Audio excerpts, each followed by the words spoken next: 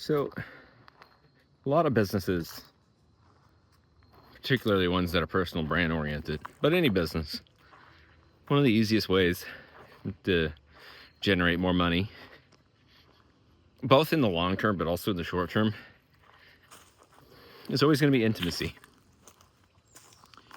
And the reason why that is, especially when you're sub 5 million a year, is intimacy is an unfair advantage that a larger business doesn't have.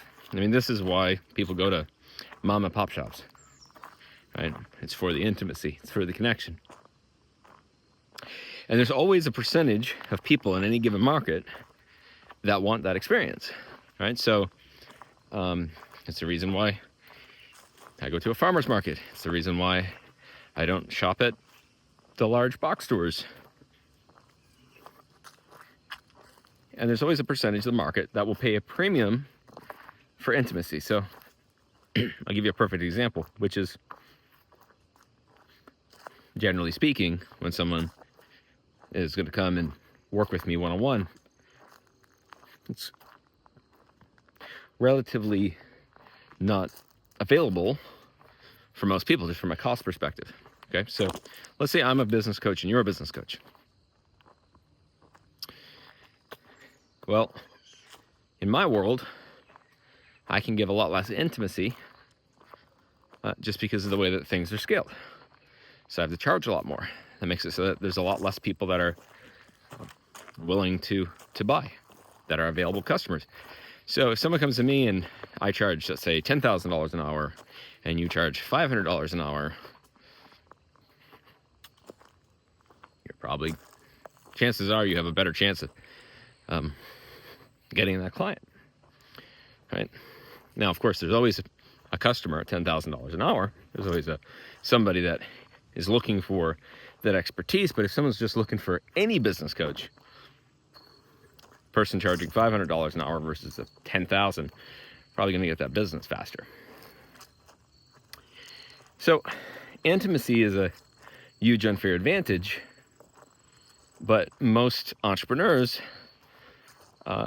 look at scaling and they take out intimacy as they scale. So you might have a business that's doing $500,000 a year, and what brought that person to $500,000 a year is intimacy. But if they take too much out of it, if they don't build their business correctly, one of a few things will happen, which is in the immediate they'll be able to scale, but then they'll instantaneously go down in revenue, or their profit margin will suffer so much that the person is like, why am I even doing this? So what we want to do is to keep intimacy in the business and to strategically and intentionally utilize intimacy, both in an evergreen way as well as when you desire to have those larger cash injections into your business. So one of the things that I personally do, have done for a very long time, have mentored a lot of people to do, is to either have an intimacy product or an intimacy launch over the span of 12 months. So you might do it 4 times a year. Or it might be just an evergreen part of your strategy. That's fine too.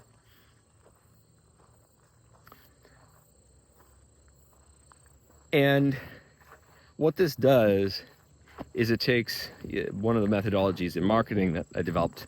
It's called the sidewalk, slow lane, fast lane, the 3-lane method.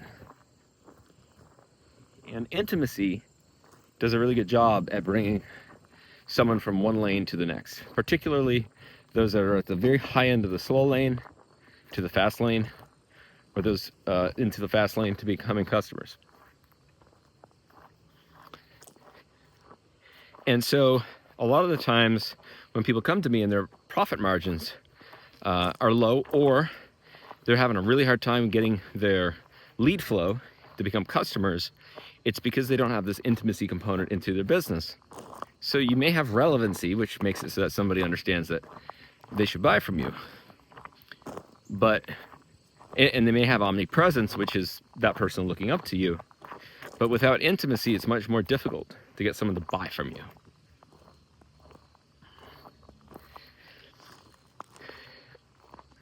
So you can implement this in a lot of different ways, depending on your business, depending on your business model. But the thing, or the reason why somebody doesn't do this is because as you scale, if your business and your business model isn't aligned, isn't kind of strategized the right way, intimacy for the entrepreneur a lot of times is connected to burnout, right? Because if you don't create a leveraged way to build a launch or build a product or build a business that has intimacy but still has boundaries for you and allows for an opportunity not to feel like an obligation, people are like, oh my God, that's going to be too much. Or if you believe that the opportunity just simply isn't big enough for you to do this, and if you think, well, hey, you know what, if I do this, I'm only going to make 25,000. Why spend all this time and energy doing it? So there's an element to strategizing how to bring intimacy both into the business on a day-to-day, like an evergreen, and in a more of a launch or marketing campaign way. And you have to connect the dots between what you can provide, what the business can provide, and what the customer is going to be like, oh my God, this is amazing. But if you can connect those things, this is by far the easiest way to have like the biggest month you've had. This is the easiest way to be like, okay, you know what? I want to put $250,000 in the bank in the next 90 days. The cash, yours. Lots of ways to do this.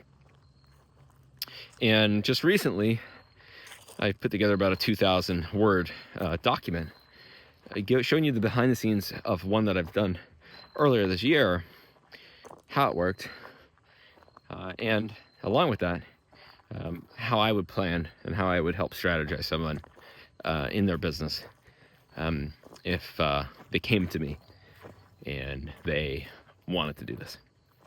So the link for that is below. Highly recommend implementing this in your business. If you don't know who I am, Scott Oldford. I've helped hundreds of businesses scale past 7 figures, plenty past multiple 7, quite a few past 8. And if you want to scale, make sure you subscribe. More importantly, make sure you go and sign up for my emails. They're way better than this will ever be.